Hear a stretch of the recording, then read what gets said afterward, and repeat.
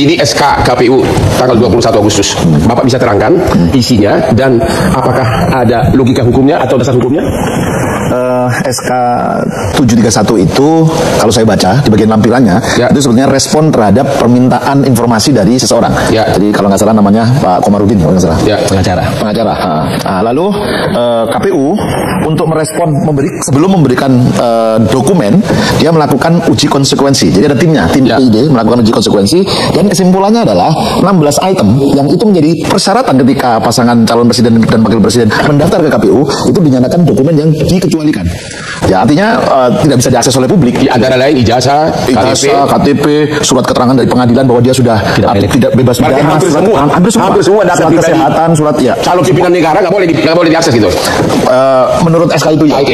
Tapi kalau dulu pengalaman saya menyelenggarakan Pilpres 2014 dan 2019, data itu kita sediakan dapat diakses oleh publik. Nah, dengan adanya undang-undang perlindungan data pribadi itu, memang beberapa item itu kita tutup, kita lindungi supaya hak pribadi seseorang juga terlindungi juga. Misalnya hasil pemeriksaan kesehatan itu yang ditampilkan kan hasil yang menyatakan dia memenuhi syarat atau tidak.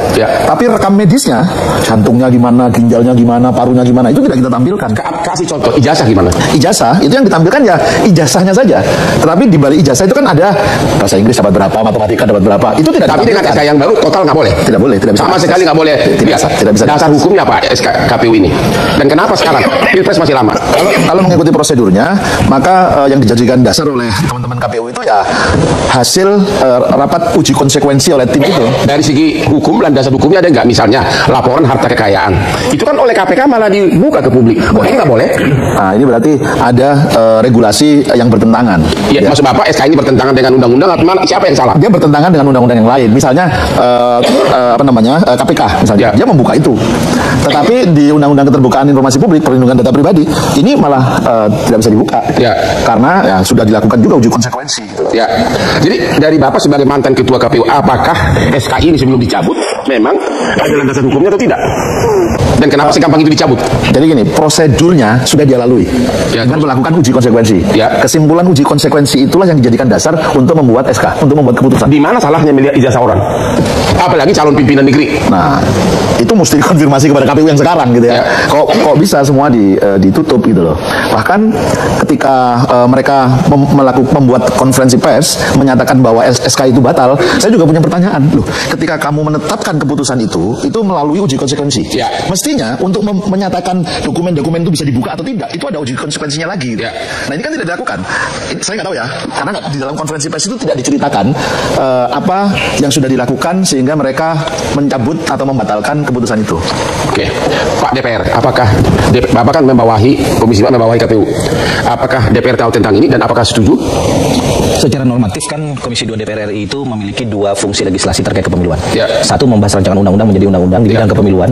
Yang kedua, kami menerima konsultasi atau membahas seluruh rancangan peraturan KPU untuk rancangan PKPU. Termasuk ini? Bukan. Untuk menjadi peraturan KPU. Yang dipilih oleh KPU hari ini itu bukan peraturan KPU, tapi keputusan Komisi Pemilihan Umum. Itu tidak masuk kewenangan DPR dalam domain itu. Nah, yang menjadi pertanyaan kalau kita orang hukum, kenapa kok pilihannya itu bukan peraturan KPU, tapi kemudian keputusan KPU? Dari segi substansi harusnya apa? Dari sisi substansi harusnya peraturan, karena ini mengatur. Kalau keputusan itu memutuskan satu objek yang bersifat konkret. Berarti mau menghindari DPR? Itu menjadi pertanyaan bagi Komisi 2. Menurut DPR? Itu menjadi pertanyaan bagi Komisi 2 dan kami sebetulnya ingin memanggil KPU Republik Indonesia pada Senin yang akan datang. Tapi kemudian mereka terlanjur membatalkan keputusan KPU nomor 731 tahun 2020. Apakah tidak dipanggil juga? Segampang itu mencabut? Kami akan tetap mendalami, melakukan klarifikasi. Yang kedua yang akan kami klarifikasi adalah kenapa keputusan ini atau dasar aturan ini dikeluarkan di tengah tidak ada lagi tahapan terkait dengan pemilihan presiden. Normally seluruh ketentuan peraturan terkait dengan tahapan pemilu itu diajukan beberapa saat sebelum tahapan itu dilakukan. Jadi misalnya ini tahapan pendaftaran capres-cawapres. Dulu zaman Mas Arief 2-3 bulan sebelumnya rancangannya dimasukkan ke Komisi 2, lalu kemudian kita bahas, kita sahkan. Ini kan matahari baru terbit dari timur, masih jauh sekali baru ke ufuk barat. Jadi ini ada dua hal, substansi dasar aturan yang digunakan, yang ketiga adalah momentum yang kurang tepat. Dan momentum yang kurang tepat ini di tengah arus publik yang menginginkan seluruh kementerian lembaga negara termasuk DPR di dalamnya itu semakin terbuka. Oke teman-teman, kembali lagi bersama dengan saya di channel ini. Salam NKRI harga mati. Teman-teman, di dalam sebuah cuplikan video yang barusan kita tonton tadi, kita melihat di sana ada Bang Hotman Paris sebagai pengacara yang cukup terkenal teman-teman.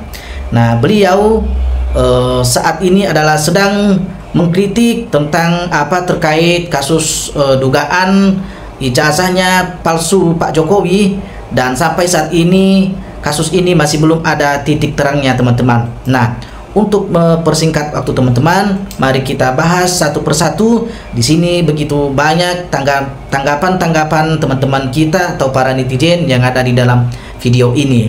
Nah, untuk langsung saja teman-teman, kita bacakan satu persatu komentar kawan-kawan yang ada di dalam video ini. Ayo Bung Hotman, channel Anda suarakan kebenaran, bongkar ijazahnya Pak Jokowi dan Gibran, dan KPU harus bertanggung jawab agar bisa membuka kebenaran dan juga lindungi kebohongan. Nah, itu teman-teman salah satu komentar para netizen kita ya. Mulai sekarang, anggota DPRD dan pejabat negara wajib minimal S1. Nah, maksudnya sudah mulai bisa diperketat teman-teman ya. Oke, Pak Hotman, sikat, jangan dilindungi orang jahat, demi bangsa ini saya percaya. Mantap. Rakyat mendukung Bang Hotman. Rakyat mendukung Bang Hotman dan penjarakan dan makbulkan Gibran, harus dipenjara, termasuk Listio Sigit. Mantap Bung Hotman, tetap bela kebenaran, jangan biarkan kebatilah merajalela.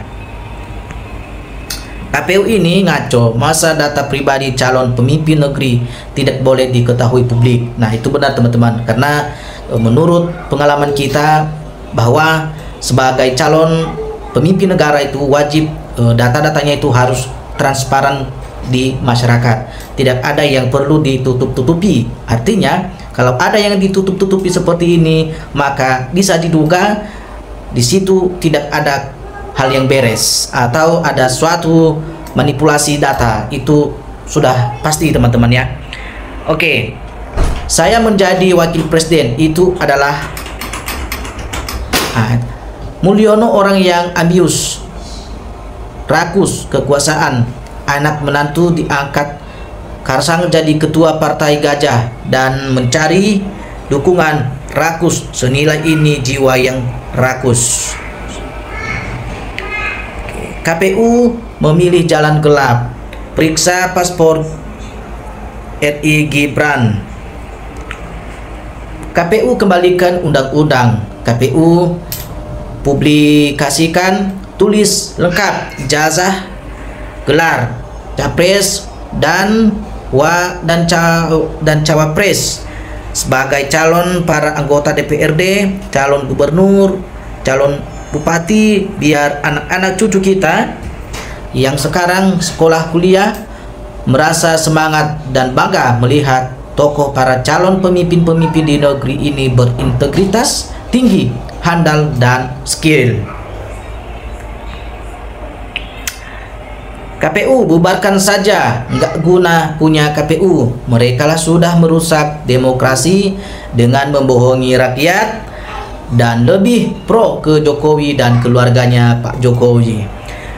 Jika ibadah Gibran tidak legal, KPU harus bertanggung jawab, bisa dituntut di muka hukum. Mau menguasai uang rakyat, datanya tidak boleh diketahui rakyat, hanya pekerjaan maling. Sadarlah dan waspadalah, bahaya Latin geng Solo. Periksa KPU, kelihatannya ikut bermain, wasit ikut bermain. Tolong KPK periksa KPU dan audit juga aplikasi QuickCount. Sekarang misteri ini mulai terbuka. Semangat Bung Hotman, terus berjuang untuk kejujuran dan negara rakyat Indonesia.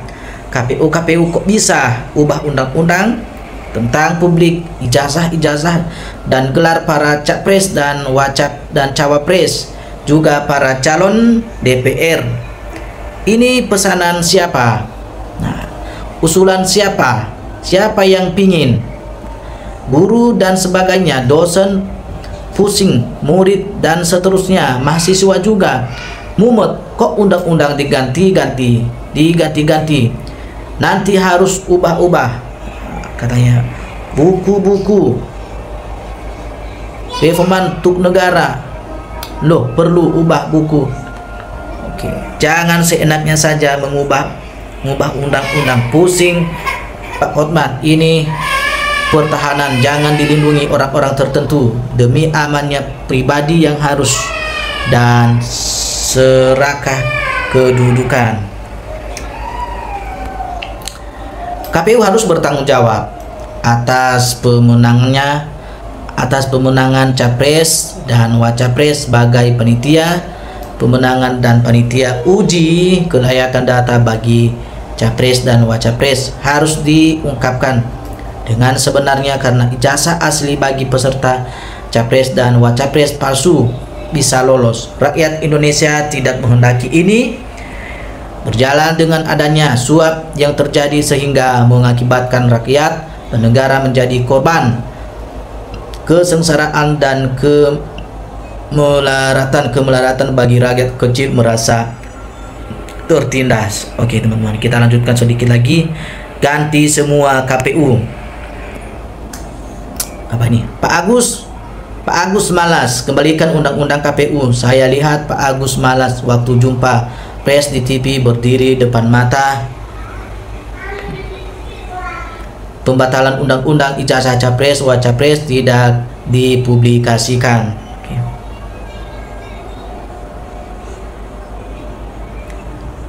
Waduh, mungkin Bapak Jokowi ini tidak paham lagi bahasa Indonesia, mungkin bahasa Inggris saja.